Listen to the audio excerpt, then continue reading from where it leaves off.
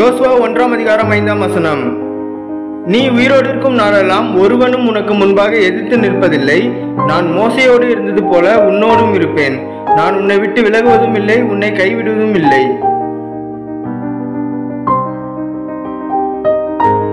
Joshua chapter 1 verse 5. No one will be able to stand against you all the days of your life. As I was with Moses, so I will be with you. I will never leave you nor forsake you. Amen.